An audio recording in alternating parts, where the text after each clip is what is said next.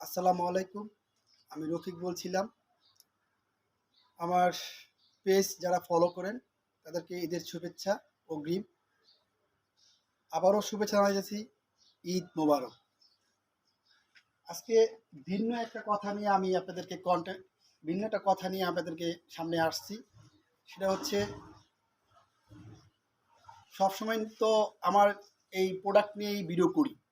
কখন কোন product delivery দিচ্ছি, কখন কোন প্রোডাক্ট কোথায় যাবে বা কত মেজারমেন্ট আছে, মাপজোক সব নিয়ে আমি আপনাদেরকে উপস্থাপনা করি কথাগুলো। তো আজকে একটু ভিন্ন টাইপের কথাগুলো বলি। আপনারা যারা ফ্যামিলি নিয়ে বাড়িতে যাবেন, গ্রামের বাড়িতে যাবেন, সাবধানতা অবলম্বন করে বাড়িতে যাবেন। কারণ এই সময় দেখা যায় সড়ক দুর্ঘটনা এবং কি নদীপথ দুর্ঘটনা।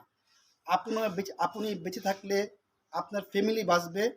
আর আপনি খুব সাবধান অবলম্বন করে আপনার ফ্যামিলিকে বাড়িতে পাঠাবেন। তাড়াহুড়া কোনো কাজ করবেন না। তাড়াহুড়া কাজ করতে গেলে দুর্ঘটনা ঘটে যায়। আমার আজকে আমার কোম্পানির লোকজন ইনশাল্লাহ আজকে গত 3 দিন ধরে বাড়ি যাচ্ছে, একে একে সবাই যাচ্ছে। আজকেও আজকেও সকালে অনেকে চলে গেছে। আমার তো 2-1 জন আসছে। ওরা আগামীকাল চলে যাবে ইনশাল্লাহ। তো আজকে আমার কিছু প্রোডাক্ট বের হবে। যেমন ওইখানে আছে কিছু প্রোডাক্ট, ওইগুলো বের হবে। আমি এই জন্যই ভিডিওটা করলাম যে আপনারা যারা গ্রামে বাড়িতে যাবেন খুব সাবধানতা অবলম্বন করে বাড়িতে যাবেন।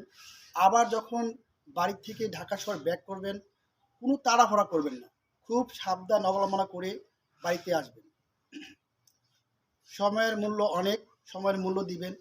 জীবনকে ফুটিয়ে তোলার জন্য, জীবনকে সুন্দর করার জন্য ধৈর্যশীল ধরে পথ চলবেন। আল্লাহ হাফেজ। ঈদ মোবারক।